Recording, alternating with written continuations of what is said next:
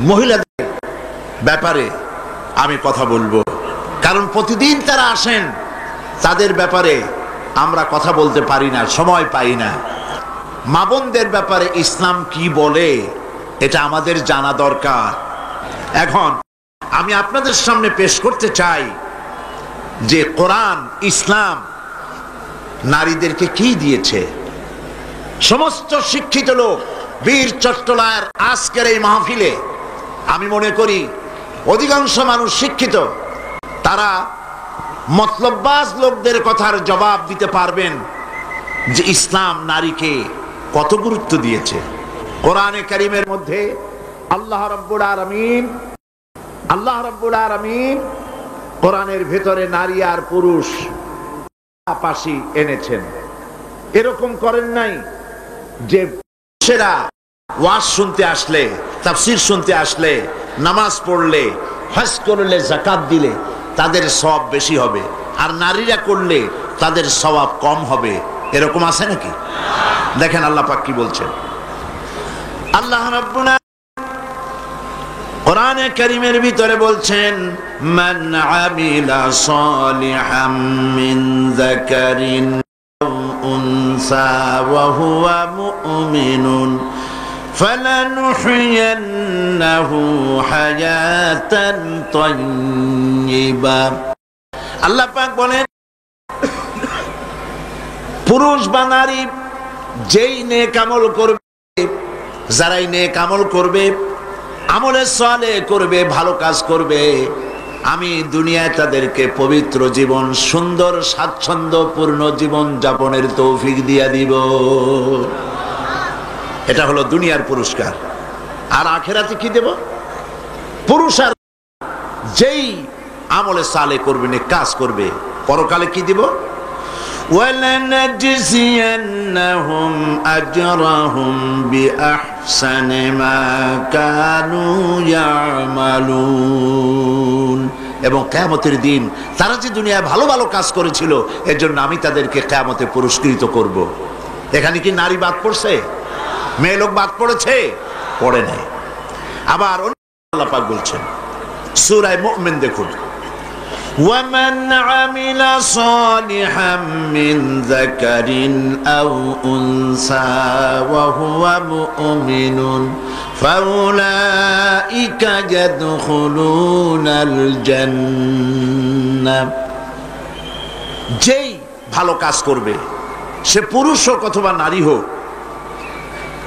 মুমিন ব্যক্তি পুরুষ হোক অথবা নারী হোক, ভালো কাজ করলে পরে আমি কিয়ামতের দিন তাদেরকে জান্নাতে প্রবেশ করাবো, জান্নাতবাসী হবে। ওয়াল মুমিনুনা ওয়াল মুমিনাতি বা'দুহুম আউলিয়াউ বা'দ ইয়া'মুরুনা বিল মা'রুফি ওয়া ইয়ানহাউনা আনিল মুনকার। মুমিন পুরুষ আর মুমিন নারী পরস্পরের সহযোগী, এবং তারা কি করে? মানুষকে আদেশ, অন্যায় কাজ থেকে ফিরায় রাখে। তারা নামাজকে প্রতিষ্ঠা করে, তারা যাকাতকে আদায় করে এবং আল্লাহ রাসূলের আনুগত্য করে চলে। তাহলে আয়াতে কারিমাগুলির, আল্লাহ পাকের এই আয়াতগুলির মধ্য দিয়ে আমরা বুঝতে পারলাম যে আল্লাহ পাক পুরুষ এবং নারীকে, যেখানেই পুরুষের কথা প্রায় সেখানে নারীর কথা সমভাবে আল্লাহ বলে নারী এবং পুরুষের সমান অধিকারের কথাই প্রতিষ্ঠিত করলেন। এমন এক সময় ছিল যখন কন্যা সন্তান জন্মগ্রহণ করাই ছিল পাপ, এবং সেই জাহালাতের যুগে কন্যা হয়েছে, মেয়ে হয়েছে, শুনলে পরে স্বামীর মুখ কালো হয়ে যেত, মুখটা মলিন হয়ে যেত, এবং বাচ্চাটাকে ধরে আছাড় মেরে ফেলে দিত। জীবিত অবস্থায় কবরের মধ্যে পুঁতে রাখত, পাথর মেরে মাথাটা থেতলো করে দিত। আল্লাহ পাক কোরআনে কারিমে বলেছেন, বিআইয়ি যামবিন কুতিলাত, কোন অপরাধে এই কন্যা সন্তানটিকে হত্যা করলে? কি অপরাধটা? বনু তামিমের এক ব্যক্তি ইসলাম কবুল করার পর লোকটি কাঁদতেছিল। হাদিস শরীফে ঘটনাটি এসেছে নবী করিম সাল্লাল্লাহু আলাইহি ওয়াসাল্লাম তাকে প্রশ্ন করলেন, তুমি কাঁদছো কেন? লোকটি বলছে, হে নবী, আমি তো মুসলমান হলাম, কিন্তু আমার গুনাহ কি মাফ হয়েছে? আল্লাহর নবী বলেন, তুমি যখন পড়েছো লা ইলাহা ইল্লাল্লাহু মুহাম্মাদুর রাসূলুল্লাহ, এই কালেমা পড়ার সঙ্গে সঙ্গে তোমার জীবনের সকল গুনাহ রাশি আল্লাহ রাব্বুল আলামিন মাফ করে দিয়েছেন। কিন্তু লোকটি কান্না থামছে না। নবীজি প্রশ্ন করলেন, গুনাহ তো মাফ হয়েছে, আমি তোমারে গ্যারান্টি দিলাম, এরপরও কাঁদো কেন? সে বলছে, হে রাসূল, আমি এমন গুনাহ করেছি যা সর্বক্ষণ আমাকে পীড়া দেয়। কি গুনাহ করেছো? সে বলল যে আমি, আমার স্ত্রী গর্ভবতী ছিল, গর্ভাবস্থায় তাকে রেখে আমি ব্যবসা করতে গিয়েছিলাম। ফিরে যখন এসেছি অনেকদিন পর স্ত্রী খবর দিল তার এক মরা সন্তান হয়েছে। আমি ভুলে গেলাম বিষয়। বেশ কয়েক বছর পর আমার ঘরে একটি ফুটফুটে সুন্দরী ছোট্ট একটি মেয়ে দৌড়দৌড়ি করতে দেখলাম। আমার খুব আগ্রহ হলো মেয়েটাকে দেখতে। আমি প্রশ্ন করলাম বউকে, এ মেয়েটি কার? বউ কাছে এসে বলল, এ মেয়েটি তোমারই। সেদিন আমি মিছে কথা বলেছিলাম, মেয়ে হয়েছে এটা যদি তুমি শুনতে পারো তো মেরে ফেলে দেবে, সেই ভয়তে আমি বলি নাই। আমি আমার দূর সম্পর্কীয় আত্মীয়র বাড়িতে তাকে প্রতিপালনের ব্যবস্থা করেছি, আর তারপরে একটু বড় হয়েছে পরে নিয়ে আসছি। এখন হয়তো তুমি তাকে দেখে আর মারতে পারবে না, সেই ভরসা করে এনেছি। হে রাসূল, আমি মেয়েটিকে আদর করলাম, স্নেহ করলাম, মমতা করলাম। কয়েকদিন যাওয়ার পর আমার মনের মধ্যে চিন্তা জাগলো, এই মেয়েটা তো শৈশব থেকে কৈশোরে পদার্পণ করবে, তারপরে যৌবন পাবে, এরপরে তাকে বিয়ে দিতে হবে। আমি সমাজপতি, আমার মেয়ে অন্যের বাড়িতে রান্না করে খাওয়াবে, অন্যের বাড়ির কাপড় চোপড় পরিষ্কার করবে, তাহলে তো আমার সম্মান বাঁচবে না, আমার ইজ্জত বাঁচবে না। আমি তখন সিদ্ধান্ত নিলাম, এই অপমানের চাইতে মেয়েটিকে মেরে ফেলা অনেক ভালো। আমি ওকে বললাম, মেয়েটিকে সাজিয়ে দাও, গুছিয়ে দাও, একটু বেড়ায় আসে। স্ত্রী সরল মনে মেয়েটাকে সাজিয়ে গুছিয়ে দিল। এই মেয়েটিকে নিয়ে আমি চললাম। কিছু দূর দৌড়ে যায় আমার সামনে, আবার পেছনে আমার কাছে আব্বা আব্বা বলে ছুটে আসে, আবার পেছনে পড়ে আবার আব্বা আব্বা করে দৌড়ে এসে আমাকে জড়িয়ে ধরে। এভাবে যেতে যেতে এক নির্জন এলাকায় গিয়ে, এক পাহাড়ি এলাকায় গিয়ে আমার চাদরের ভেতর থেকে মাটি খোঁড়ার যন্ত্র বের করে মাটি খোঁড়া আরম্ভ করলাম। মেয়ে আমার কাছে বসে বলছে, বাবা তুমি এত কষ্ট করছো কেন? সে তো বুঝতে পারতেছে না যে আমি তার জন্য কবর খনন করতেছি। আমি মাটি খুঁড়তেছি, মাটি এসে আমার জামায় লাগে, দাড়িতে লাগে, আর আমার মেয়ে আমার পাশে বসে আমার দাড়ি থেকে, জামা থেকে ধুলাবালি সরায় দিচ্ছে আর বলছে, বাবা তুমি এত কষ্ট করছো কেন? গর্তটা যখন খনন করা হয়ে গেল, মেয়েটার হাত পা শুরু করলাম। মেয়ে বুঝতে পেরেছে আমি তাকে মেরে ফেলবো। মেয়ে তখন বলছে, বাবা আমাকে মেরো না, আমি তোমাকে বাবা ডেকে তোমাকে সমাজে নিন্দনীয় করব না, আমাকে মেরো না। আমি তার কোনো কথা শুনলাম না। হাত পাও বেঁধে সজরে কুয়ার ভিতরে, গর্তের ভিতরে নিক্ষেপ করলাম। মেয়েটি আমার চিৎকার মেরে বলতেছে, বাবা আমাকে মেরো না, আমি তোমাকে বাবা বলে শরম দিব না।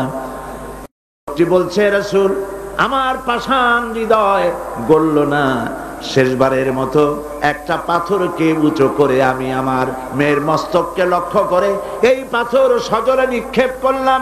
মেয়ের বুক ফেটে রক্ত ফিনকি দিয়ে বেরিয়ে গেল, আর মেয়ের মুখ থেকে আব্বা বলে একটা চিৎকার বেরোলো।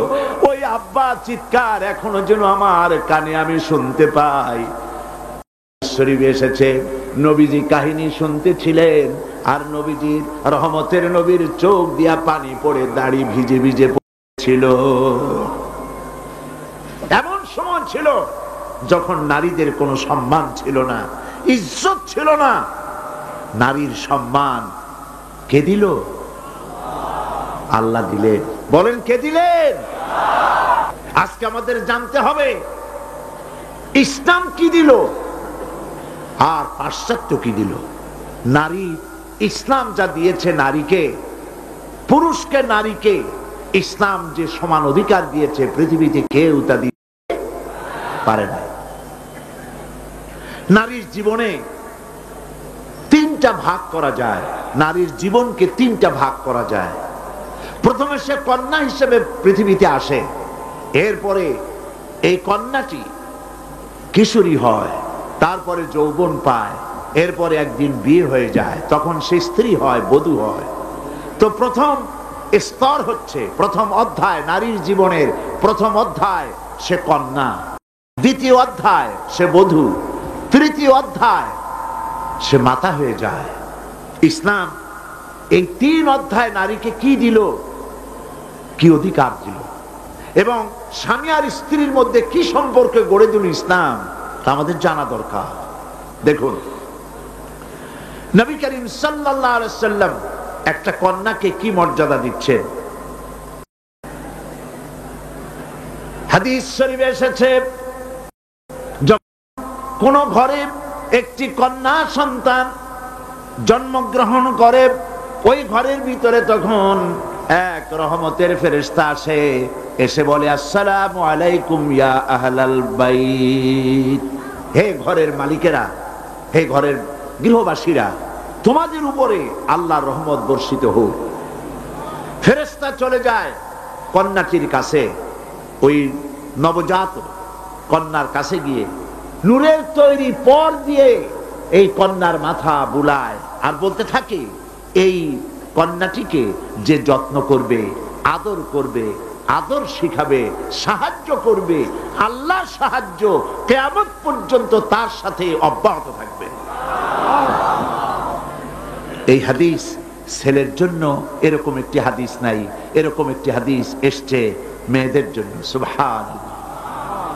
নবীজি বলছেন, মান আলা জারিয়াতাইন হাত্তা তাবলুগা জা ইয়াউমাল কিয়ামাতি আনা ওয়া হুয়া কাহাতাইন ওয়া দাম্মা আসাবিহু, আখরাজাহু মুসলিম। মুসলিম শরীফের হাদিসের মধ্যে এসেছে, আল্লাহর নবী বলেন, যদি কারো 2টি কন্যা সন্তান হয় আর ওই কন্যা সন্তানটিকে বয়সপ্রাপ্ত হওয়া পর্যন্ত যদি তাকে প্রতিপালন করে এবং তাকে সহযোগিতা করে, কিয়ামতের দিন আমি মুহাম্মদ সাল্লাল্লাহু আলাইহি ওয়াসাল্লাম আর ওই 2 কন্যার পিতা পাশাপাশি অবস্থান করব জান্নাতে।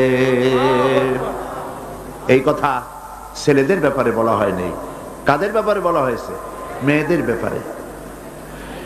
নবী করিম সাল্লাল্লাহু আলাইহি ওয়াসাল্লাম বলেছেন, ওয়ান জাবির বিন আব্দুল্লাহ রাদিয়াল্লাহু তাআলা আনহু قال قال رسول الله صلى الله عليه وسلم من كان له 3 بنات يربيهن ويكفيهن ويرحمهن فقد وجب له الجنة।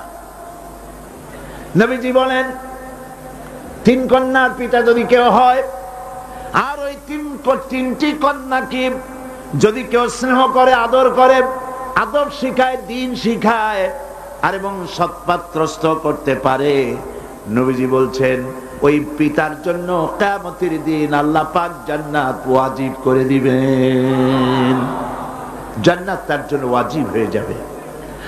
করিম সাল্লাল্লাহু আলাইহি ওয়াসাল্লাম বলেছেন, লা তাকরিহুল বানাত ফা ইন্নী আবুল বানাত। রাসূলুল্লাহ সাল্লাল্লাহু আলাইহি ওয়াসাল্লাম, কন্যাদের ঘৃণা করো না, কারণ আমি মুহাম্মদ সাল্লাল্লাহু আলাইহি ওয়াসাল্লাম কন্যাদের পিতা। সুবহানাল্লাহ। যারা কন্যা সন্তান হলে পরে মুখ কালো করেন, অনেক পুরুষ আছে যখন স্ত্রী গর্ভবতী হয় বন্ধুদের কাছে খবর দেয়, আল্লাহ আমারে সন্তান দিবেন, দোয়া করো। তারপরে যখন খবর পাওয়া গেল ডেলিভারি করেছে একটা মেয়ে, মুখটা মলিন হয়ে যায়। বন্ধুরা জিজ্ঞেস করলো, কই সন্তান হবে বললে, কতদিন চলে গেল, কোনো খবর টবর যে দিলে না। কয় যে বলার মতো না। কি? কয় যে মাইয়া হয়েছে, একটা মেয়ে হয়েছে, এটা আর বলার মতো না। মুখটা কালো হয়ে যায়, স্ত্রীর সঙ্গে কথা বলে না। বারবার মেয়ে হলে, এমনও খবর পাওয়া গেছে বারবার মেয়ে হয়েছে, স্ত্রীকে পর্যন্ত দিয়ে দিয়েছে। নাউজুবিল্লাহ। মেয়ে হওয়ার জন্য স্ত্রী কি দায়ী? কে দায়ী? স্বামী দায়ী? তো খামোকা কেন মুখ মলিন করেন? আল্লাহ রাব্বুল আলামিন বলেছেন কোরআনে কারীমের মধ্যে, আমি কাউকে ছেড়ে দেই, কাউকে মেয়ে দেই, কাউকে ছেলেও দেই মেয়েও দেই, কাউকে কিছুই দেই না। ইন্নাল্লাহা আলা কুল্লি শাইইন কাদির। সমস্ত জিনিসের উপরে ক্ষমতা কার? আল্লাহ পাকের। সন্তান হয় না, আল্লাহর কাছে চাও, ছেলেও দিতে পারেন মেয়েও দিতে পারেন, তার ইচ্ছা। বারবার মেয়ে হয়েছে তো কি ক্ষতি হয়েছে? কি ক্ষতি হয়েছে? নবী করিম সাল্লাল্লাহু আলাইহি ওয়াসাল্লামের সন্তানদের মধ্যে মেয়েও ছিল, ছেলেরাও ছিলেন, কিন্তু ছেলেরা সব মারা গেলেন। বেঁচে থাকলেন কারা? বলেন, কারা বেঁচে থাকলেন? একটি হাদিস আপনি খুঁজে বের করতে পারবেন না। নবী করিম সাল্লাল্লাহু আলাইহি ওয়াসাল্লাম কখনো আল্লাহ পাকের দরবারে হাত তুলে বলেছিলেন যে আল্লাহ, ছেলেগুলি তো সব তুমি নিয়ে গেলে, সবগুলির বাঁচায় রাখলে, তুমি দয়া করে আমাকে আরেকটি ছেলে দান করো, এরকম একটি হাদিস নাই। সুতরাং কন্যা হিসেবে নারীর জীবনের 3টি অধ্যায়ের একটি অধ্যায় হলো কন্যা। সেই কন্যার অধিকার প্রতিষ্ঠিত করেছে ইসলাম। সুবহানাল্লাহ। এবার কিছুদিন পর সে বউ হয়ে গেল, স্ত্রী হলো যৌবন পাওয়ার পর। এখন দেখেন কোরআন তাকে কি অধিকার দিচ্ছে। আল্লাহ রাব্বুল আলামিন বলেন, وَمِنْ آيَاتِهِ أَنْ خَلَقَ لَكُم مِّنْ أَنفُسِكُمْ أَزْوَاجًا لِتَسْكُنُوا إِلَيْهَا وَجَعَلَ بَيْنَكُم مَّوَدَّةً وَرَحْمَةً।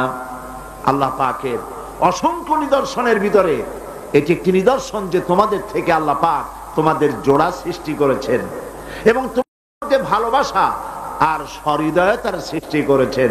ভালোবাসা কে সৃষ্টি করলেন? মেয়ে ঢাকা, বিয়ে করেছে চট্টগ্রামের ছেলে। দুজনের চাল চলন ভিন্ন, ভাষাও। ঢাকার মেয়ে বলে কোথায় যাবেন, চট্টগ্রামের ছেলে বলে খড়ে যাবে। দেখছেন অবস্থা? ঢাকার মেয়ে বলছে পাশে বসেন, আর চট্টগ্রাম বলছে এন্দি বইউন। ভাষায় বেশ কম না? ভাষায় বেশ কম, চাল চলনে বেশ কম, খাওয়ায় বেশ কম, রুচিতে বেশ কম। মারামারি হওয়ার কথা ছিল প্রত্যেক দিন। আল্লাহ পাক বলেন, আমি ভালোবাসার সৃষ্টি করেছি দুজনের মধ্যে। সুবহানাল্লাহ। আমি ভালোবাসার সৃষ্টি করেছি, জাআলা বাইনাকুম মাওয়াদ্দা, পরস্পর পরস্পরের জন্য আকর্ষণ সৃষ্টি করেছি, ওয়া রাহমা, আর সহৃদয়তা করুণার সৃষ্টি করেছি। যখন বার্ধক্যে পৌঁছে যায় স্বামী আর স্ত্রী, তখন উভয়ের মধ্যে করুণার সৃষ্টি করে দেই। সুবহানাল্লাহ বলবেন না? তো তোমার থেকে তোমার জোড়া সৃষ্টি করা হয়েছে, এখন এই স্ত্রীর প্রতি সদ্ব্যবহার করো। ওয়ালাহুন্না মিথলুল্লাযী আলাইহিন্না বিল মা'রুফ। আল্লাহ পাক বলেন, সদ্ব্যবহার পাওয়ার ওই পরিমাণ অধিকার নারীদের উপরে তোমার আছে যতখানি অধিকার নারীদের উপর পুরুষের আছে। সদ্ব্যবহার শুধু তার কাছেই আশা করো না, সেও তোমার কাছে যে সদ্ব্যবহার আশা করে সেটাও তুমি তাকে দিতে শেখো। হুন্না লিবাসুন লাকুম ওয়া আনতুম লিবাসুন লাহুন্না। ইসলাম কোথায় নিয়ে গেছে? সম্পর্ক কত বাড়িয়ে দিল। হুন্না লিবাসুন লাকুম ওয়া আনতুম লিবাসুন লাহুন্না। তোমরা, স্ত্রী তোমার ভূষণ স্বরূপ আর তুমি তোমার স্ত্রীর ভূষণ স্বরূপ। ভূষণ মানে কি? পোশাক। পোশাকের কথা কেন বলা হলো? এই জন্য বলা হয়েছে, পোশাক মানুষের কয়েকটা উপকার করে, শুধু শীত আর গরম নিবারণ করে না। পোশাক মানুষের আয়েব ঢেকে রাখে, পোশাক মানুষের সম্মান, তার লজ্জা ঢেকে রাখে। এই একের সাথে অপরের পোশাকের দৃষ্টান্ত আল্লাহ পাক দিলেন। এর অর্থ হচ্ছে পরস্পর পরস্পরের আয়েবকে ঢেকে রাখবে, একজন আরেকজনের আয়েবকে মানুষের সামনে পেশ করবে না, একজন আরেকজনকে শরম দিবে না, পরস্পরের সাথে মিলেমিশে থাকবে, একথা আল্লাহ পাক বললেন। ওয়াশিরুহুন্না বিল মারুফ। আর তোমরা স্ত্রীদের সাথে সদ্ব্যবহার করো। কে বলছেন? আল্লাহ পাক বলছেন। স্ত্রীদের ভিতরে সদ্ব্যবহার স্ত্রীদের সাথে কিভাবে করতে হবে? সব ব্যাপারে রাসূলুল্লাহ হচ্ছেন আদর্শ। লাকাদ কানা লাকুম ফি রাসূলিল্লাহি উসওয়াতুন হাসানা, সমস্ত ব্যাপারে তোমাদের জন্য মহত্তম আদর্শ হলেন নবী করিম সাল্লাল্লাহু আলাইহি ওয়াসাল্লাম। হুজুর সাল্লাল্লাহু আলাইহি ওয়াসাল্লাম বলেছেন, তোমাদের মধ্যে উত্তম সেই যে ব্যক্তি তোমাদের স্ত্রীর কাছে উত্তম, আমি আমার স্ত্রীদের কাছে উত্তম ব্যক্তি। সুবহানাল্লাহ বলবেন না? এবার দেখেন নবীজি আদর্শ দেখালেন স্বামী স্ত্রীর সঙ্গে সম্পর্কটা কেমন হবে। হযরতে খাদিজা রাদিয়াল্লাহু তাআলা আনহা আর নবীজির ভিতরে কেমন মহব্বত ছিল, কেমন আকর্ষণ ছিল। তিনি যখন হযরত খাদিজাকে বললেন, খাদিজা, আল্লাহ আমাকে নবী বানিয়েছেন, আমার উপর ঈমান আনো, এক আল্লাহর উপরে ঈমান আনো। হযরতে খাদিজা এক মুহূর্ত, একটি চোখের পলকও তিনি দেরি করেন নাই। যখনই নবীজি তাকে ঈমান আনতে বলেছেন, হযরত খাদিজা পড়েছেন লা ইলাহা ইল্লাল্লাহু মুহাম্মাদুর রাসূলুল্লাহ। নবী করিম সাল্লাল্লাহু আলাইহি ওয়াসাল্লাম বলেছেন, আকাশের নিচে জমিনের উপরে খাদিজার মতো উত্তম মহিলা পৃথিবীতে আর নাই। কি সম্মান আল্লাহ পাক তাকে দিয়েছেন। আল্লাহ পাক নিজে হযরতে খাদিজাকে সালাম জানিয়েছেন। সুবহানাল্লাহ বলবেন? হেরা পাহাড়ে হযরতে জিবরাইল আলাইহিস সালাম নবীজির সঙ্গে কথা বলছেন, ওহী নিয়ে এসেছেন। কিছুক্ষণ পরে হযরতে জিবরাইল বলেন, ইয়া রাসূলুল্লাহ, আমি দেখতে পাচ্ছি খাদিজা আপনার জন্য খানা নিয়ে আসতেছেন। খাদিজা যখন আপনার কাছে পৌঁছে যাবে, আপনি খাদিজাকে বলবেন, আল্লাহ রাব্বুল আলামিন আজ আমি আসার সময় আমার মাধ্যমে খাদিজাকে সালাম জানিয়েছেন। হযরতে খাদিজা যখন নবীজির কাছে পৌঁছে গেছেন, আল্লাহর নবী বলেন, খাদিজা, তোমার জন্য আজকে একটি সুসংবাদ আছে। তিনি বললেন, আমার জন্য কি খবর, কি সুসংবাদ? হযরতে রাসূল বলছেন, খাদিজা শোনো, এই মাত্র জিবরাইল আমার কাছে চলে গেলেন, আর জিবরাইল বলে গেলেন, আল্লাহ রাব্বুল আলামিন তোমাকে সালাম জানিয়েছেন। হযরত খাদিজা ডুকরে কেঁদে উঠলেন। তিনি বললেন, ইয়া রাসূলুল্লাহ, আমার মানব জন্ম সার্থক হয়ে গেছে, আল্লাহ আমারে সালাম জানাইছেন, এর চাইতে সৌভাগ্য আমার জীবনে আর কিছুই নাই। তবে নবীজি, আল্লাহর সালামের জবাব কেমনে দিতে হয় আমি জানি না, আপনি দয়া করে আমার পক্ষ থেকে আল্লাহর সালাম যেমনে দিলে আল্লাহ খুশি হয় তেমনি আপনি দিয়া দিবেন। কি মহব্বত স্বামী আর স্ত্রীর ভিতরে ছিল হযরতে খাদিজা, হযরতে রাসূল করিম সাল্লাল্লাহু আলাইহি ওয়াসাল্লাম। নবী করিম সাল্লাল্লাহু আলাইহি ওয়াসাল্লামের ঘরে হযরত খাদিজা যতদিন ছিলেন আরেকটি বিবাহ তিনি করেননি। হযরত আয়েশা বলছেন, নবীজি আমার কাছে ঘুমানো ছিলেন, গভীর রাত্রে আমার ঘুম ভেঙে গেল। আমি চিন্তা করলাম নবীজি কোথায় গেলেন, মনে করলাম অন্য কোন স্ত্রীর ঘরে গেছে নাকি। আমি খুঁজতে লাগলাম, কোন ঘরে পাওয়া গেল না। খুঁজতে খুঁজতে অবশেষে আমি নবীজিকে পেলাম রিয়াদুল জান্নাতের ভেতরে, মসজিদে নববীর জান্নাতের টুকরার ভেতরে বসে নবীজি মোনাজাত করতেছেন। আমিও পিছনে আল্লাহর দরবারে হাত তুললাম। নবীজি বলতেছিলেন, রব্বুল আলামিন কঠিন ওই হাসরের ময়দানে মা তার সন্তান ভুলে যাবে, তার সন্তান ভুলে যাবে, স্বামী তার স্ত্রীকে হারায় ফেলবে, স্ত্রী তার স্বামীকে চিনবে না। ওই কঠিন হাসরের ময়দানে তাআলা আমি যেন আমার খাদিজারে হারায়া না যাই। মোনাজাত শেষ হওয়ার পর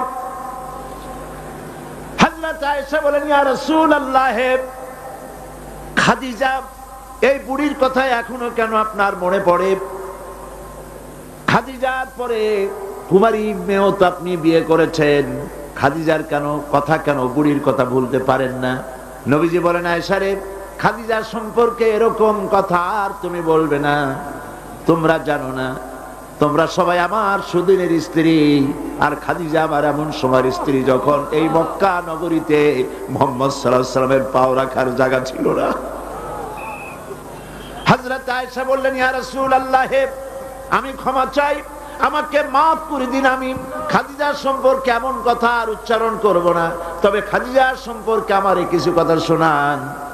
হযরতে নবীজি বলেন, আয়েশা রে শোনো, আমার সঙ্গে বিবাহের পর খাদিজার ধন সম্পত্তি যা ছিল আল্লাহর রাস্তায় সব উজাড় করে দিয়েছে। কতদিন না খেয়ে থেকেছে, একদিনের জন্য বলে নাই আপনার সাথে বিয়ে হয়েছে বলে আজ আমি না খাইয়া আসি। সারাদিন সারা রাত দাওয়াতের কাজ করে আমি যখনই দরজার কাছে ফিরেছি, যত রাত হোক না কেন, একবার বলেছি খাদিজা, অমনি দরজা খুলে গেছে। আমি প্রশ্ন করেছি, খাদিজা, যত রাত্রে আসলাম একদিনও দুইটা দাগ দেওয়া লাগলো না, তুমি কি ঘুমাও না? হযরতে খাদিজা বলেছেন, ইয়া রাসূলুল্লাহ, আপনি দিনের দাওয়াতের জন্য ব্যস্ত, কষ্ট করেন, আমি মনে মনে ভাবি আমি যদি ঘুমায় থাকি রাতের বেলায়, আর নবীজি যদি দরজার কাছে এসে খাদিজা খাদিজা বলে ডাকাডাকি করেন, উঠতে যদি আমার দেরি হয় আল্লাহর নবীর সঙ্গে বেয়াদবি হয়ে যাবে, এইটা মনে করে বিছানায় না ঘুমায় যতক্ষণ আপনি না ফেরেন এই দরজাটার সাথে পিঠ লাগাইয়া দাঁড়াইয়া দাঁড়াইয়া ঘুমায়। হযরত আয়েশা বলেছেন, আমাদের ঘরে রান্না বান্না তেমন হতো না, আমাদের ঘরে তেমন গোশত খাওয়ার সুযোগ আমাদের কিসমতে তেমন হতো না। যদি কোনোদিন আমাদের ঘরে দুম্বা বা ছাগল জবাই হতো, গোশতগুলি নবীজি কেটে ভাগ করে সমস্ত স্ত্রীদের ঘরে দিয়ে দিতেন। এরপরে কয়েকটা গোশতের টুকরা একটা টোপলায় নিয়ে হযরত খাদিজা মদিনার অলিতে গলিতে ঘুরে বেড়াতেন। খাদিজার কোন বান্ধবী পাওয়া যায় কিনা? সুবহানাল্লাহ। নবী করিম সাল্লাল্লাহু আলাইহি ওয়াসাল্লাম তার স্ত্রীদেরকে এভাবে ভালোবাসতেন, আর স্ত্রীরাও নবীর জন্য এভাবে ভালোবাসতেন, ভালোবাসা দিতেন। স্ত্রীর অধিকার ইসলাম দিয়েছে, আর কেউ দিতে পারে না। আর এই স্ত্রীদের মধ্যে সবথেকে উত্তম স্ত্রী কে? নবীজি বলেছেন, আদ-দুনিয়া কুল্লুহা মাতাউন ওয়া খায়রুল মাতাইদ দুনিয়া ইমরাতুস সালিহা। দুনিয়ার সবকিছু সম্পদ, এর মধ্যে উত্তম নিয়ামত হচ্ছে পতিপরায়ণা, সাধ্বী স্ত্রী। সুবহানাল্লাহ। হুজুর বলেছেন, তিনটি জিনিস আমি পছন্দ করি, তিনটি জিনিস আমার প্রিয়। একটি হলো নামাজ, একটি হলো সুগন্ধ, আর একটি হলো স্ত্রী। সুবহানাল্লাহ। এই স্ত্রীকে সমান অধিকার দিয়েছে নবীজি, আল্লাহর ইসলাম সমান অধিকার দিয়েছে। নারীর অর্থনৈতিক অধিকার প্রতিষ্ঠিত করেছে ইসলাম, তাকে অর্থনৈতিক অধিকার দিয়েছে, মহারানার ব্যবস্থা করেছে। কোরআন বলছে, ফাতুহুন্না উজুরাহুন্না ফারিদা, ফরজ রূপী দায়িত্ব হিসাবে স্ত্রীর মহারানার টাকা আদায় করে দাও। বহু মুসলমান আছে মহারানার টাকা আদায় করে না, বরং আজকাল তো নতুন সিস্টেম চালু হয়েছে মানুষকে শোনাবার জন্য। বিবাহের মজলিসে বলা হয়, অমুকের মেয়ে অমুকের ছেলে বিয়ের মহারানা কত? ৫,৫৫,৫৫৫ পয়সা। সামনে একটা টাকা বা পয়সা জিরো থাকতে পারবে না, একটা নিয়ম নীতি করে নিচ্ছে। এই টাকাগুলি মহারানার টাকা সঠিকভাবে আদায় করা হয় না অনেক ক্ষেত্রে, একথা ঠিক কিনা? বরং উল্টো করে মহারানা আদায় করা হয় মেয়ে পক্ষের কাছ থেকে, কন্যা পক্ষের কাছ থেকে। এইটাকে কি বলা হয়? এটাকে কি বলা হয়? এটা হলো যৌতুক নামের কৌতুক। মেয়ে পক্ষের কাছ থেকে টাকা আদায় করা। মেয়ে পক্ষ যদি ইচ্ছে করে বর পক্ষকে যদি টাকা দেয়, পয়সা দেয়, গাড়ি দেয়, বাড়ি দেয়, কোনো আপত্তি নাই, দিতে পারে। কিন্তু ডিমান্ড করে নেওয়া, চেয়ে নেওয়া সম্পূর্ণ হারাম। কন্যার পিতার মাতা 12 বছর, 18 বছর, 20 বছর, 25 বছর লালন পালন করে কলিজার টুকরা সন্তানটাই তো দিয়ে দিল। এর চাইতে টেলিভিশন, গাড়ি বাড়ি বেশি হয় কি করে? এই যৌতুক বাংলাদেশের সর্বত্র আছে, অবশ্য চট্টগ্রামে নাই। আছে। ছেলে যদি এমএ পাস করে, ইঞ্জিনিয়ারিং পড়ে, লয়ার হয়েছে, পিতার এই ধারণাই হয় সন্তানকে পড়াতে লেখাতে যত টাকা খরচ হয়েছে কন্যা পক্ষকে কাছের থেকে আদায় করে নেব। এবং সেই জন্য বিয়ের সময় দাবি করা হয় 50 লক্ষ টাকা দিতে হবে, গুলশানে 3টা বাড়ি দিতে হবে, মঙ্গল গ্রহে অফিস বানায় দিতে হবে। আপনার ছেলে এমএ পাস করেছে, লয়ার হয়েছে, ব্যারিস্টার হয়েছে, তো কি হয়েছে? আপনি কেন নির্যাতন করবেন কন্যা পক্ষকে? জায়েজ নাই, হারাম। শূকরের মাংস যেমন হারাম, কন্যা পক্ষের কাছ থেকে জবরদস্তি করে চেয়ে ডিমান্ড করে যৌতুক আদায় করা ওরকমই হারাম। এই কাজটি কি আপনারা করবেন? এই কাজটি কি করবেন? বিবাহ করাবেন ছেলেকে ভালোবাসা দিয়ে, টাকা দিয়ে, পয়সা দিয়ে বিবাহ করায়া মেয়ে একটা ঘরে নিয়ে আসবেন। কন্যা পক্ষের উপরে চাপ সৃষ্টি করবেন না।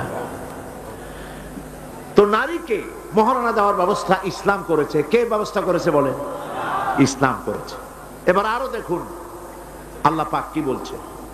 وَإِذَا أَتَيْتُمْ إِحْدَاهُنَّ قِنطَارًا فَلَا تَأْخُذُوا مِنْهُ شَيْئًا।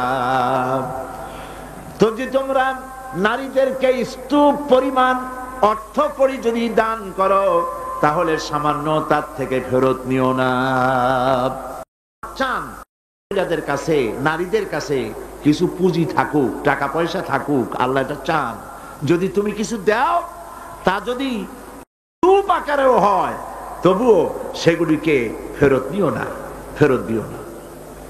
বহু মুসলমান আছে আমাদের সমাজে, হজ করে, নামাজও পড়ে, কপালে দাগও পড়ে গেছে, তার ব্যবসা আছে, ধানি জমিনও আছে, বিবাহের সময় মেয়েকে টাকা কড়ি দিয়ে, ব্যবসা টাকা কড়ি যৌতুক টৌতুক দিয়ে বিদায় করে দেয়। সম্পত্তির ভাগ দেয় না, ব্যবসারও ভাগ দেয় না। আছে না এমন? আছে কিনা? আপনি কন্যাকে ঠকালেন, এর জন্য আল্লাহর কাছে আপনাকে দায়ী হতে হবে। মেয়েদেরকে অর্থনৈতিক অধিকার আল্লাহ এভাবে প্রতিষ্ঠিত করেছেন, সে মহিলাদেরকে অর্থনৈতিক দিক থেকে তাদেরকে নির্যাতন করা যাবে না। এবার মেয়েদেরকে শিক্ষার অধিকার দেওয়া হয়েছে, কোনটা দেওয়া হয়নি? তারা বলছে, ইসলামের দুশমনেরা বলে নারীদেরকে ইসলাম ঠকাইছে। কোথা থেকে ঠকালো? কন্যা হিসেবে মর্যাদা দিল, বধূ হিসেবে মর্যাদা দিল, তারপরে অর্থনৈতিক সুযোগ করে দিল, এবার শিক্ষার অধিকারও প্রতিষ্ঠিত করলো। হযরতে আয়েশা রাদিয়াল্লাহু তাআলা আনহা, তিনি শিক্ষয়িত্রী ছিলেন, হাজার হাজার সাহাবীর উস্তাদ ছিলেন। সুবহানাল্লাহ বলেন। হাদিসের উস্তাদ ছিলেন, তাফসীরের উস্তাদ ছিলেন, ফিকহের উস্তাদ ছিলেন। শিক্ষার অধিকার ইসলাম দিয়েছে নারীকে। নারীরা লেখাপড়া করতে পারবে, কোনো অসুবিধা নেই। এভাবে অধিকার শুধু অর্থনৈতিক নয়, লেখাপড়ার অধিকার দিল। তালাকের একটি অধিকার, এটি একটি গুরুত্বপূর্ণ বিষয়। তালাকের অধিকারটিও শুধুমাত্র পুরুষের না, এই তালাকের অধিকার নারীদেরকেও দেওয়া হয়েছে। কথা বুঝতে পেরেছেন? তালাকের অধিকার, বিবাহ বিচ্ছেদের অধিকার শুধু পুরুষের নয়, নারীকেও দেওয়া হয়েছে। পুরুষ যদি অকর্মণ্য হয়, যদি সে উন্মাদ হয়, জালিম হয়, নপুংসক হয়, তাহলে এই স্ত্রী কোর্টে তা প্রমাণ করে তার স্বামীকে পরিত্যাগ করে ইচ্ছে মতো স্বামী গ্রহণ করতে পারবে। ইসলাম সুযোগ দেয়। তালাক, কথায় কথায় তালাক দেওয়ার একটা রেওয়াজ আমাদের দেশে আছে। বাংলাদেশে যদি আল্লাহ কোনদিন দয়া করে ইসলামী রাষ্ট্র প্রতিষ্ঠিত করে দেন, তাহলে কথায় কথায় তালাক দেওয়ার এই প্রথাকে বন্ধ করে দেওয়া হবে। তরকারিতে লবণ কম হয়েছে, শুটকি মাছে ঝাল হইল কেন? এই সব কথা বলিয়া তালাক দেওয়া যাবে না। আর একসঙ্গে 3 তালাক দেওয়া তো যাবেই না। এক সাহাবী এসে নবী করিম সাল্লাল্লাহু আলাইহি ওয়াসাল্লামের কাছে খবর দিলেন যে একজন তার স্ত্রীকে একসাথে 3 তালাক দিয়েছে। নবী করিম সাল্লাল্লাহু আলাইহি ওয়াসাল্লাম এত গুসা হয়েছিলেন যে বসার থেকে দাঁড়ায় গেলেন। তিনি বললেন, এই লোকটি তো আল্লাহ পাকের কোরআনের সাথে তামসা করেছে। তালাকের আল্লাহর কাছে 2টা হালাল সবচেয়ে জঘন্য। 2টি হালাল সব থেকে জঘন্য। একটা হলো ভিক্ষাবৃত্তি, আর একটা হলো তালাক। যখন তালাক দেওয়া হয় অন্যায় ভাবে, গোসায় আল্লাহর আরশ কাঁপতে থাকে।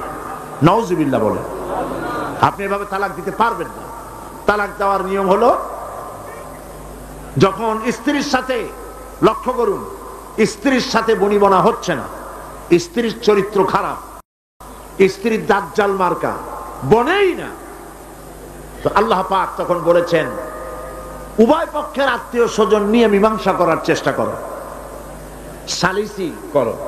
যদি মীমাংসায় না হলো তাহলে 1 মাসে 1 তালাক দাও, বিছানা আলাদা করে দাও এবং অপেক্ষা করো তার এই অবস্থা দেখে সে ফিরে আসে নাকি।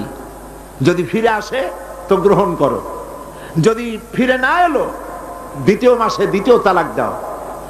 তাও যদি ফিরে না আসে তাহলে গিয়ে 3 তালাক একদম রেজি করে দাও, আর ফেরত হবে না। 3 তালাকে বায়না করে দাও, এই স্ত্রীকে আর গ্রহণ করা যাবে না। এখন আমাদের দেশে রাগের মাথায় একসাথে 3 তালাক দেওয়ার পর মনে মনে অনুশোচনা হয়, এতগুলো ছেলে পেলে নিয়ে করবো কি, কি সর্বনাশ হইল, রাগের মাথায় করলামটা কি। এখন এই বউ ফিরে পাওয়ার জন্য মসলা তালাশ করে। তখন গ্রামের মুন্সি মৌলবী, এই জাতীয় 1 শ্রেণীর লোক আছে যারা কোরআন বোঝে না, হাদিস বোঝে না, তারা হিল্লা নামক একটা ঔষধ বাইর করছে। সেই ঔষধটা কি? তারা বলে যে এই স্ত্রীকে যদি আবার নিতে চাও তাহলে আরেকটা পুরুষের সঙ্গে বিবাহ দাও এবং শর্ত করো যে তোমার কাছে দিলাম, 2-3 দিন পর তুমি তালাক দিয়ে দিবা, এরপরে আমরা নিয়ে নেব। তালাকের নিয়তে বিবাহ করা এটা সম্পূর্ণ হারাম, বিবাহ হবে না। তালাকের নিয়তে বিয়ে করলো বিয়ে হবেই না। তারপরে এই যে ভাড়া করা, একজনের সঙ্গে হিলা করতে দেওয়া, এটাকে হাদিসের ভাষায় বলা হয়েছে ভাড়া করা ষাঁড়। ভাড়া করা ষাঁড়। ইসলামে এই ধরনের কোনো বিধান নাই। সবাই কান খুলে শুনুন, হিল্লা করার যে ব্যবস্থা বাংলাদেশে গ্রামে গঞ্জে আছে, শরীয়তের কোনো অস্তিত্ব নাই। কেউ যদি তার স্ত্রীকে তালাক দেয় আর এই স্ত্রীকে আবার ফেরত নিতে চায়, পর্যন্ত ফেরত দিতে পারবে না। একটা পথ আছে, সেই পথটা হলো এই স্ত্রী ইচ্ছে করে কোনো স্বামী গ্রহণ করেন, আর সেই স্বামী যদি ইচ্ছে করে ঘটনাচক্রে তালাক দেয়, অথবা ঘটনাচক্রে সেই স্বামীর যদি মৃত্যু হয়, তাহলেই কেবলমাত্র প্রথম স্বামীর কাছে আসতে পারবে। এছাড়া প্রথম স্বামীর কাছে আসা কিয়ামত পর্যন্ত সম্ভব নয়। এইটা ইসলাম করেছে দৃষ্টান্তমূলক শাস্তি দেওয়ার জন্য। কথায় কথায় তালাক দেবা, বাগুন ভর্তায় মরিচ হইল কেন, এই সব শয়তানি চলবে না। এইটার জন্যই এই বিধান করা হয়েছে। তালাক কখনো রাগের মাথায় এই জঘন্য কাজ কেউ করবেন না। যদি করতেই হয় তাহলে 3 মাসে 3 তালাক হবে, একসাথে 3 তালাক দেওয়া যাবে না। যদি কেউ একসাথে 3 তালাক দিয়ে বসে, তালাক হয়ে যাবে, এটাও মনে রাখবেন, তালাক হয়ে যাবে। তবে আল্লাহ পাক অসন্তুষ্ট হবেন, নারাজ হবেন, গোসায় আল্লাহর আরশ কাঁপতে থাকে। এই কাজটি কখনো করবেন না। আল্লাহ পাক তালাক চান না। আল্লাহ চান স্বামী স্ত্রীর মধ্যে মহব্বত পয়দা হোক। সুবহানাল্লাহ। যদি স্ত্রীর উপর রাগ হয়, কখনো মন খারাপ হয়, আল্লাহ বলছেন ওয়ালা তানসাউল ফাদলা বাইনাকুম, তোমরা পরস্পর পরস্পরের অনুগ্রহকে ভুলে যাও। আজকের একটা ব্যাপারে মন খারাপ হয়েছে, তুমি চিন্তা করো তোমার জীবনের অনেক ক্ষেত্রে এই স্ত্রীর অনেক অবদান আছে। সেগুলিকে মনে করে আজকেরটা মাফ করে দিলেই তো সারে। সুবহানাল্লাহ। আল্লাহ পাক চান না স্বামী স্ত্রীর ভিতরে অসন্তুষ্টি থাকুক এবং তালাক পর্যায়ে চলে যায়। একবার নবী করিম সাল্লাল্লাহু আলাইহি ওয়াসাল্লাম বসে আছেন মসজিদে নববীর ভিতরে, মুখ মলিন, সাহাবায়ে কেরাম ভয়তে কথা বলতে পারছেন না। কিছুক্ষণ পর হুজুর হযরত আলী হযরত ফাতেমার ঘরে ঢুকলেন, বেরিয়ে আসতেন হাসি মুখে। তিনি প্রশ্ন করলেন, সাহাবায়ে কেরাম জিজ্ঞেস করলেন, হে রাসূল, একটু আগে আপনার মুখ এত মলিন ছিল আর এখন আপনি এত হাসি খুশি, আমরা তো তখন কথা বলতে সাহস পাইনি। হুজুর কি হয়েছিল? আল্লাহর নবী বলেন, ওদের মধ্যে মনোমালিন্যের সৃষ্টি হয়েছিল আর আমার মনটা খারাপ হয়ে গিয়েছিল। ওদের, বুঝতে পারছেন তো, হযরত আলী এবং ফাতেমার মধ্যে মনোমালিন্য সৃষ্টি হয়েছিল, আমার মনটা খারাপ হয়ে গিয়েছিল। আমি ভেতরে গেলাম, উভয়ের সঙ্গে কথা বললাম। এখন তারা দুজনের মধ্যে তাদের ভুল বুঝাবুঝির নিরসন হয়েছে, আমার মনটা খুশি হয়ে গেছে। নবীজি বলেন, ফাতেমাকে যে কষ্ট দেয় সে আমাকে কষ্ট দেয়, কারণ ফাতেমা আমার কলিজার টুকরা। স্বামী এবং স্ত্রীর মধ্যে সম্পর্ক ভালো থাকতে হবে, অধিকার সমান, তবে স্বামীর মর্যাদা বেশি। মর্যাদা কার বেশি? স্বামীর মর্যাদা বেশি।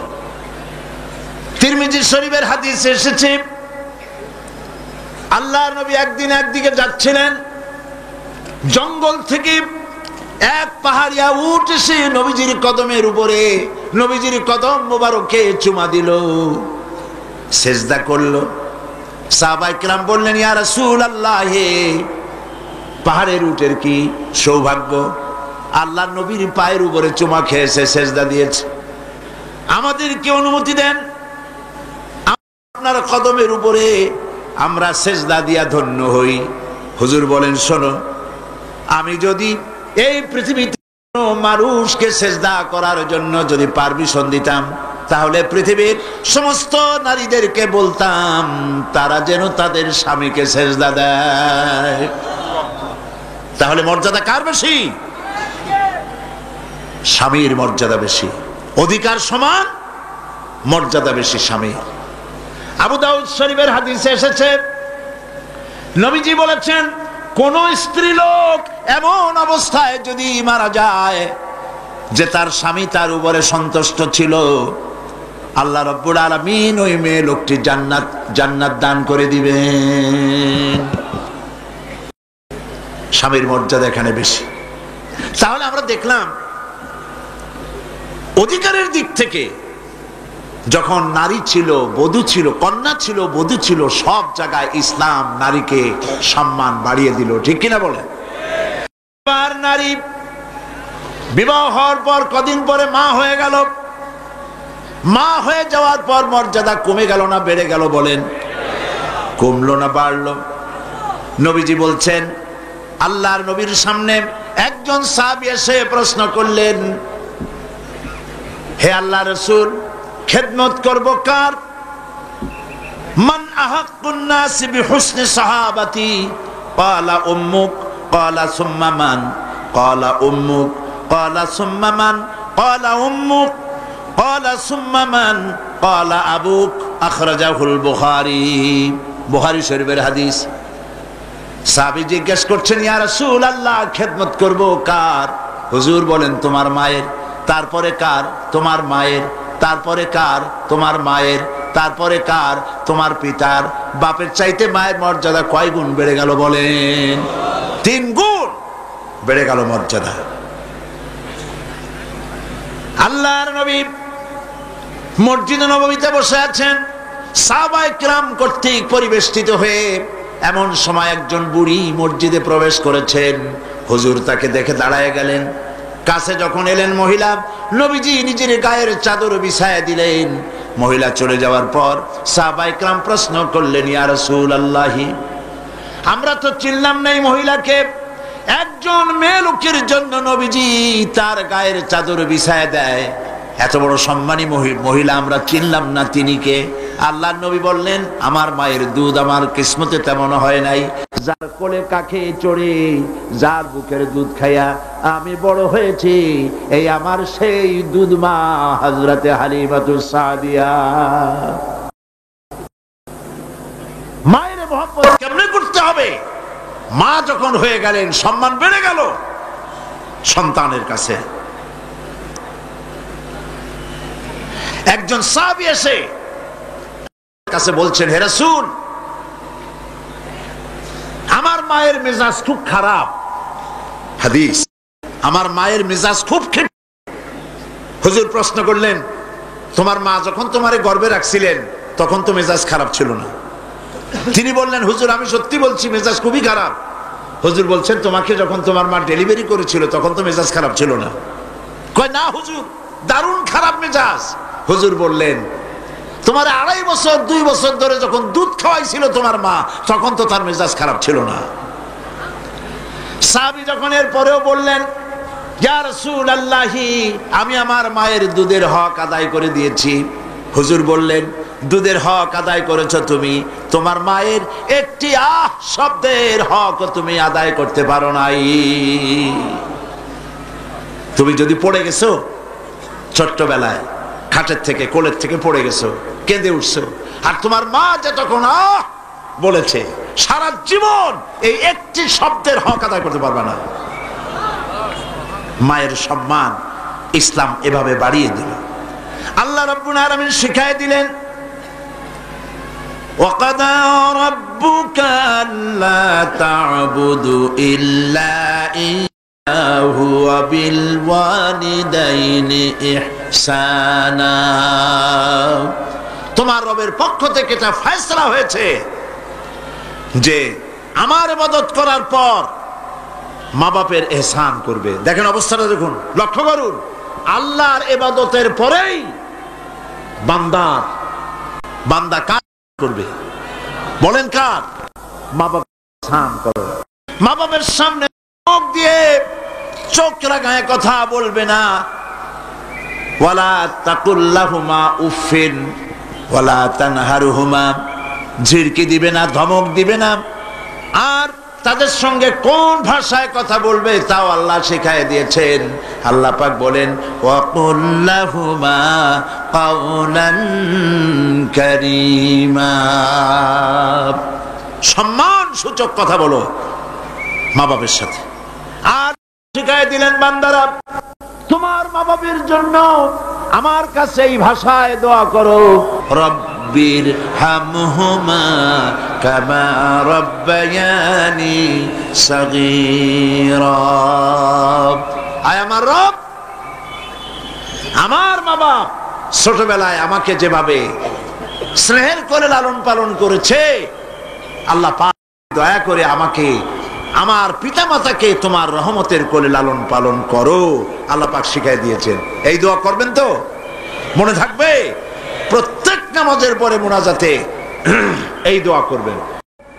মা বোনেরা লেখাপড়া করতে পারবেন, চাকরি করতে পারবেন, জিহাদে যেতে পারবেন, সবই করতে পারবেন পর্দার ভিতরে থেকে।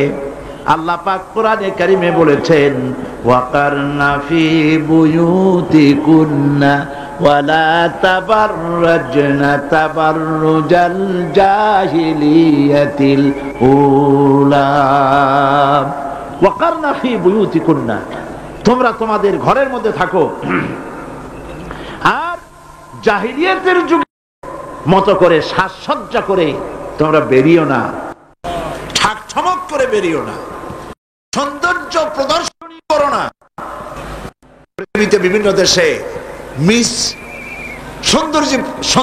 সুন্দরী প্রতিযোগিতা হয় না? হয় কিনা? সুন্দরী প্রতিযোগিতা হয় পৃথিবীর বিভিন্ন দেশে। Miss China, miss Thailand, miss American, miss Canada, এভাবে নাম হয়। সুন্দরী প্রতিযোগিতা কি? সুন্দরী প্রতিযোগিতা করতে গিয়ে বিচারক মণ্ডলী সুন্দরীদের শরীরের যেসব জায়গা মাপজোপ করে তা কেবলমাত্র শয়তানের পক্ষে সম্ভব, কোন মানুষের পক্ষে সম্ভব নয়। যারা এই বিচারক মণ্ডলী থাকে নির্লজ্জ, বেহায়া, তারা কি তার নিজের মেয়ের, নিজের বোনের শরীরের সেসব জায়গা মাপ করতে পারবে? লম্পট। বাংলাদেশে সুন্দরী প্রতিযোগিতা কিয়ামত পর্যন্ত হতে দেওয়া হবে না। পর্দার বিষয়টি আলোচনা করতেছিলাম। পর্দা করা ফরজ। পর্দা করা কি ফরজ। নবীজি বলেছেন এমন এক সময় আসবে, قال رسول الله صلى الله عليه وسلم نساء كاسية عارية مميلة مائلة رؤوسهن كالبخت المائلة لا يدخلن الجنة ولا يجدن ريحها أخرجه مسلم। আল্লাহর নবী বলেন এমন এক জামানা আসবে যখন বস্ত্র পরিধানকারিণী উলঙ্গিনী হবে মেয়ে লোকগুলি, উটের চুটের মতো করে খোপা বেঁধে মরাল সময় হেলে দুলে পরপুরুষের দৃষ্টি আকর্ষণ করে রাস্তায় চলাফেরা করবে। এরা জান্নাতীর কথা, জান্নাতের সুঘ্রাণ এদের নাকে করে প্রবেশ করবে না। কাসিয়াতুন আরিয়া, বস্ত্র পরিধানকারিণী উলঙ্গিনী। কথা শুনতেছেন আপনারা? বুঝতে পারতেছেন? বস্ত্র পরিধানকারিণী উলঙ্গিনী, এমন কাপড় পরছে যা পরাও যা, না পরাও তাই, জান্নাতে যেতে পারবে না। এই জন্য অশালীন পোশাক বাদ দিতে হবে। রাসূলুল্লাহ বলেছেন আরাফাতের ময়দানে, তোমরা যেমন খাবে তোমাদের মেয়েদেরকে, স্ত্রীদেরকে তেমন পরাবে। তোমরা যেমন খাবে তেমন তাদের খাওয়াবে। তোমরা যেমন পরবে তেমন তাদেরকে পরাবে। কেউ কেউ এর অর্থ করেছে যেমন খাবো তেমন খাওয়াবো, এটা তো ঠিক আছে। যেমন পরি তেমন তাদেরই পরাতে হবে। তো পুরুষও প্যান্ট শার্ট পরে মেয়েদেরকেও প্যান্ট শার্ট পরানো শুরু করছে। নাউজুবিল্লাহ বলে। কিয়ামতের অনেকগুলি আলামত আছে। হযরত আলী রাদিয়াল্লাহু তাআলা হাদিস রওয়ায়াত করেছেন, কিয়ামতের পূর্বে 15টি লক্ষণ প্রকাশ পাবে। তিরমিজি শরীফের হাদিস। তার মধ্যে একটি লক্ষণ হলো এই, মেয়েরা পুরুষের পোশাক পরবে, পুরুষরা মেয়েদের পোশাক পরবে। এটা তো শুরু হয়ে গেছে। শুরু হয়েছে কিনা? মেয়েরা, আমাদের দেশেও এই প্রচলন শুরু হয়েছে। কোন কোন ক্ষেত্রে মহিলারা প্যান্ট শার্ট ইত্যাদি চাদরবিহীন এগুলি পরে রাস্তায় বেরোনো শুরু হয়ে গেছে। পুরুষগুলি, আমাদের দেশে এগুলি কম, বিদেশে দেখেছি কানে দুল পরে। আমাদের দেশে দুল পরা শুরু করছে কিনা আমার চোখে এখনো পড়ে নাই। আছে? আমি তো এত খতায় দেখি, তারপরেও আমার নজরে পড়ে নাই। তবে চেন পরা দেখেছি, সোনার চেন বহুত নজরে পড়েছে। সোনার চেন গলায় পরে পুরুষ মাঘের পৌষের প্রচন্ড শীতে সামনের 3-4টা বোতাম খোলা রাখে, যাতে মানুষে বুঝে উনি একখান কিছু পড়ছেন। হারাম, হারাম। পুরুষের জন্য এক রত্তি স্বর্ণ জায়েজ নাই। কারো যদি থাকে এগুলি খুলে আজই, বউ থাকলে বউরে দাও, না থাকলে বোনেরে দাও, আর না থাকলে কিছু যদি না থাকে বাক্সে উঠায় রাখো, বউ আসলে তারে পরাই দিও। তোমার জন্য হারাম। বিদেশে কানে দুল পরে, নাকে ফুল পরে। আমি অবাক হয়েছি, ঠোঁটে রিং, ঠোঁটে জিহ্বাও রিং পরে। ভাত খায় কেমনে আল্লাহই জানে। শয়তান কারে বলে না, আমার দেশে জিহ্বায় ঠোঁটে রিং আমি দেখিনি। আমি ইউরোপ আমেরিকা দেখেছি, মাথার চুল চতুর্দিক থেকে কেটে মাথার চান্দির উপরে তালপট্টির দ্বীপের মতো বানায় রাখে। আবার দুই দিক থেকে কামাইয়া মাথার উপরে তাল পাতার মতো রঙিন করে চুল খাড়া করে রাখে। আবার পিছনের চুল ছোট ছোট কেটে, ছোট করে কেটে ওইখানে বাড়ির নম্বর, রোড নম্বর, টেলিফোন নম্বর লিখে রাখে। আমি দেখে বলছি, শয়তানে যদি এই সব দেখে, শয়তানি কানবে আর বলবে যে আমি শয়তান হইছিলাম কেন। কত মারাত্মক হয়ে গেছে। মানুষ এই শয়তানদের অনুকরণ করে, নাউজুবিল্লাহ বলে। এই জন্য পোশাকের ব্যাপারে মা বোনরা কেমন পোশাক পরবে আল্লাহ পাক কোরআনের মধ্যে বলে দিয়েছেন। ওরা সমান অধিকার দিতে চায়, নারীকে পুরুষ বানায়া পুরুষের সমান অধিকার দিতে চায়, আর ইসলাম নারীকে নারীর মর্যাদায় রেখে পুরুষের সমান অধিকার। কথাটায় পার্থক্য আছে কি নাই? বুঝতে পেরেছেন কিনা? নারী পোশাক শালীন, মার্জিত। আল্লাহ পাক কোরআন শরীফের মধ্যে বলেছেন, মহিলারা এমন একটা কাপড় পরবে যেই কাপড়টা এমন শাড়ি পরার পর অথবা সালোয়ার কামিজ পরার পর কাপড় চোপড় পরার পর এর উপর একটা চাদর পরবে এমন যেই চাদরটা মাথাটা গলাটা বুকটা ঢেকে যায়, এমন একটি চাদর পরা আল্লাহ পাক ফরজ করে দিয়েছেন প্রত্যেকটি বয়সপ্রাপ্তা নারীর উপরে। সেই জন্য মা বোনদেরকে তাদের কাপড় চোপড় শালীন হতে হবে। কোরআন শরীফে আল্লাহ পাক বলেছেন ওয়ালা তাকরাবুজ জিনা ইন্নাহু কানা ফাহিশাতান ওয়া সা সাবিলা। জিনা করা তো দূরের কথা, জিনার নিকটবর্তীও হয় না। এখন জিনার নিকটবর্তী কিভাবে হয়? জিনা করা তো দূরের কথা, জিনার কাছেও যাও না। জিনার কাছে যাওয়ার জন্য এগুলি হচ্ছে রুট, অশ্লীল গান, অশ্লীল বাজনা, সৌন্দর্য প্রতিযোগিতা, নারীদের অশালীন অমার্জিত কাপড় চোপড় পরে রাস্তায় বেরোনো, এগুলি জিনা ব্যভিচার পথকে বাড়িয়ে দেয়। বলেন নাউযুবিল্লাহি মিন যালিক। এই জন্য মহিলাদের চাদর পরার কথা বলা হয়েছে, বোরকা পরার কথা বলা হয়েছে, হিজাব এবং নিকাব পরার কথা বলা হয়েছে। মহিলাদের ঘরই হচ্ছে তাদের জন্য জিহাদ। জিহাদের ফজিলত বয়ান করার পর মা বোনেরা জিজ্ঞেস করেছেন, হে রাসূল আমাদের জিহাদের উপায় কি? হুজুর বলেছেন আলাইকুন্না বিল বাইতি ফাইন্নাহুম জিহাদুকুন্না। তুমি ঘরে থাকো, ঘরটাই তোমার জন্য জিহাদ। সন্তান প্রতিপালন করা এটাই তোমার জন্য জিহাদ।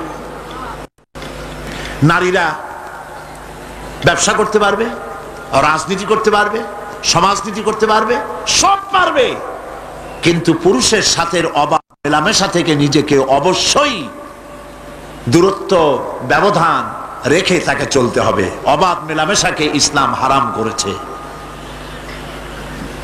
আর নারীদের জন্য নবী করিম সাল্লাল্লাহু আলাইহি ওয়াসাল্লাম বলেছেন আল মারআতু ইযা সাল্লাত খামসাহা ওয়া সামাত শাহরাহা ওয়া আতাত বালাহা ওয়া আহসানাত ফারজাহা। নবী করিম সাল্লাল্লাহু আলাইহি ওয়াসাল্লাম বলেছেন যদি চারটি কাজ করে, 5 ওয়াক্ত নামাজকে সঠিকভাবে যদি আদায় করে, রমজান মোবারকের রোজা যদি রাখে, আর মহিলারা যদি স্বামীর আনুগত্য করে চলে, সতীত্বের হেফাজত যদি করে, এই 4টি কাজ করতে পারলে আল্লাহ রাব্বুল আলামিন তাদেরকে, আল্লাহ পাক তাদেরকে কিয়ামতের দিন জান্নাতের যেই দরজা দিয়ে খুশি সেই দরজা দিয়ে জান্নাতে প্রবেশ করাবেন। যেটা দিয়ে সে যেতে চায় সেটা দিয়েই সে জান্নাতে যেতে পারবে। মহিলাদের অধিকার এর থেকে আর কি প্রতিষ্ঠিত করা হবে? মহিলাদের জন্য নামাজের ব্যবস্থা করা হয়েছে। মসজিদে নববী যেখানে 1 রাকাত নামাজে 50,000 রাকাতের সওয়াব হয়। মসজিদে হারাম যেখানে 1 রাকাত নামাজ পড়লে পরে 1 লক্ষ রাকাত নামাজ সওয়াব হয়, সেখানে নবী করিম সাল্লাল্লাহু আলাইহি ওয়াসাল্লাম মহিলা নামাজ ব্যবস্থা করেছেন। যারা হজ করতে গেছেন তারা দেখে আসছেন, দেখছেন না? জান নাই হজে কেউ? মসজিদে নববীতে নেশা এখন পর্যন্ত মহিলাদের জন্য আলাদা দরওয়াজা রয়েছে, এবং মসজিদে নববীর মূল নামাজের জায়গায় 1/4 মহিলাদের জন্য সংরক্ষিত। লক্ষ লক্ষ মহিলারা একসঙ্গে নামাজ পড়তে পারে। অবাধ মেলামেশা থেকে নিজেদেরকে রক্ষা করে তারা ব্যবসা বাণিজ্য করতে পারবেন। এমনকি তাদেরকে এত অধিকার দেওয়া হয়েছে যে বিবাহের সময় শুধুমাত্র ছেলে চয়েস করে নেবে কন্যাকে, এখানেই শেষ। মেয়েকেও তার স্বামী পছন্দ করার ইখতিয়ার নবী সাল্লাল্লাহু আলাইহি ওয়াসাল্লাম দিয়েছেন। আবু দাউদ শরীফের হাদিসে একজন মহিলা, একজন যুবতী রাসূলের কাছে এসে বলছেন, ইয়া রাসূলুল্লাহ, আমার মা বাপ ছোট্ট অবস্থায় আমাকে বাল্য বিবাহ দিয়েছে। তখন তো বিয়ে বুঝতাম না, এখন ওই স্বামী আমার পছন্দ হয় না, আমি এখন কি করব? লক্ষ্য করুন, আমি এখন কি করব? আল্লাহর নবী বলছেন, তোমার ইখতিয়ার, ইচ্ছে করলে এই বিবাহ তুমি রাখতেও পারো, ইচ্ছে করলে এই বিবাহ ভঙ্গ করে ইচ্ছে মতো স্বামী গ্রহণ করতে পারো। তাও সুবহানাল্লাহ কবেন না? এবার চিন্তা করুন, এর থেকে নারীর অধিকার কারে বলে? আমাদের দেশে নিয়ম হয়েছে শুধুমাত্র ছেলে মেয়ে দেখতে যাবে, আর সে দেখাটাও অপমানকর রীতিমতো। গিয়েই নাম কি? তো বলবে আমার নাম বিলকিস অথবা আকাশ খাতুন অথবা এই জাতীয়। এখন তো নামগুলি খুব একেবারে বেকায়দা মনেও থাকে, একটা নাম বলে দিল।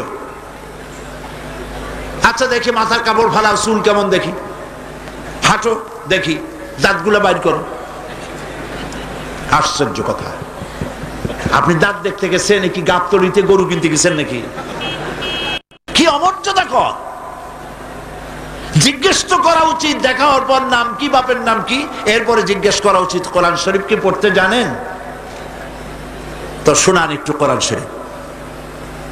একতরফা ভাবে দেখা হলো, কোরআন শরীফ তো জিজ্ঞেস করেই না, বরং জিজ্ঞাসা উল্টাটা হয়, রবীন্দ্রনাথের সঙ্গীত জানেন কিনা।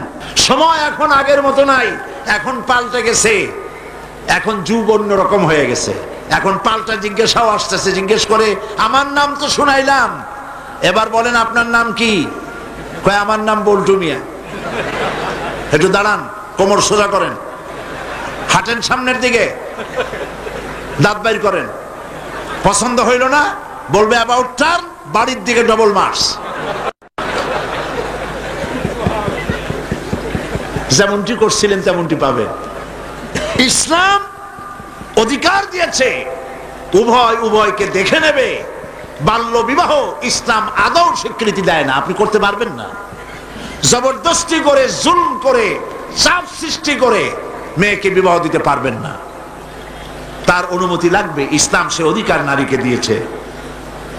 এই জন্য মেয়েদের তামাদ্দনিক অধিকার, শিক্ষার অধিকার, বৈবাহিক অধিকার, সম্পত্তিতে অধিকার, সব অধিকার ইসলাম একটা একটা করে আদায় করে দিয়েছে। সকলে বলে আলহামদুলিল্লাহ। এরপরে মহিলাদের কিছু কাজ রয়েছে, যে কাজগুলি তাদের করতে হবে। আপনাদের দায়িত্ব, সে দায়িত্ব হলো ঘরটাকে ইসলামের দুর্গ বানান। ঘরটা সিনেমার ক্যাসেট দিয়ে ভরবেন না, নাটকের ক্যাসেট দিয়ে ভরবেন না। ঘরটাকে কোরআন হাদিসের ক্যাসেট দিয়ে, কোরআন হাদিসের বইপত্র দিয়ে ঘরটাকে ভরে ফেলুন। ইসলামী জ্ঞানে নিজেকে সমৃদ্ধ করেন। স্বামীকে ইসলামের রাস্তায় আনার জন্য প্রাণান্ত চেষ্টা করুন।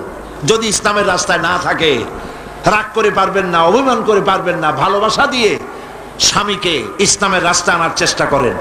সন্তান সন্ততিকে ইসলামের চরিত্রে গড়ে তোলার জন্য শ্রম দেন, আদব শিখান, দিন শিখান।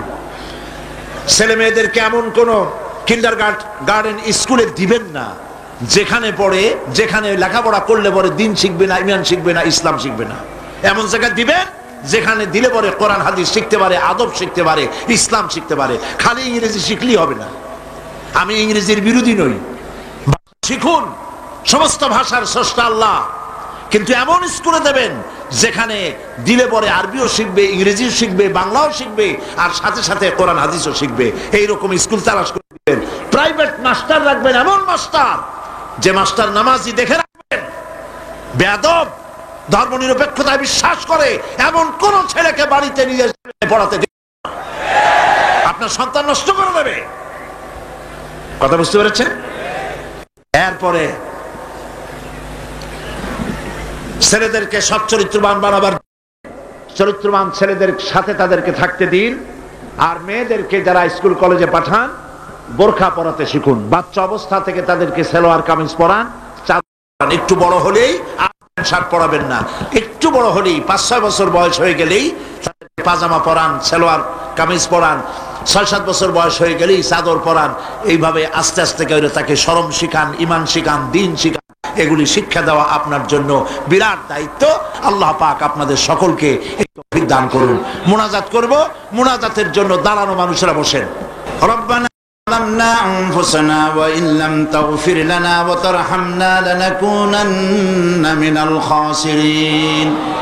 আয় আল্লাহ তাআলা, লক্ষ লক্ষ মুসলমান নরনারী চট্টগ্রাম তাফসীর মাহফিলের 4র্থ দিবসে দীর্ঘক্ষণ তোমার দ্বীনের কথা শুনে তোমার দরবারে হাত তুলেছি, মেহেরবানি করে দুরুদ ও সালাম টুকুন সোনার মদিনায় নবী পাকের রওজা মুবারকে পৌঁছে দাও। তাম পৃথিবীর মাটির নিচে যত মুমিন মুমিনাত শুয়ে আছেন তাদের আরোহার পরে সওয়াব পৌঁছায় দাও। আমাদের মা বাপ যারা কবরে শুয়ে আছেন কবরগুলিকে জান্নাতের টুকরায় পরিণত করে দাও। রব্বির হামহুমা কামা রব্বায়ানি সগীরা, সবাই পড়েন রব্বির হামহুমা কামা রব্বায়ানি সগীরা। আয় আল্লাহ তাআলা, বাংলাদেশের প্রত্যন্ত অঞ্চল থেকে, গোটা চট্টগ্রাম অঞ্চল থেকে, দেশের প্রতিবেশী দেশ থেকে আল্লাহ তাআলা তোমার বান্দারা এসে হাজির হয়েছেন। রব্বুল আলামিন বড় আশা করে এসেছেন, আমাদের প্রত্যেকের জিন্দেগির গুনাহ মাফ করে দাও। রব্বুল আলামিন আমাদের বিবি বাল বাচ্চা যা দান করেছো সবগুলিকে দিনদার ইমানদার বানায়া দাও। রব্বানা تقبل منا إنك أنت السميع العليم وتب علينا إنك أنت التواب الرحيم سبحان ربك رب العزة عما يصفون وسلام على المرسلين والحمد لله رب العالمين واجعل آخر كلمة عند الموت لا إله إلا الله محمد رسول الله। السلام عليكم ورحمة الله।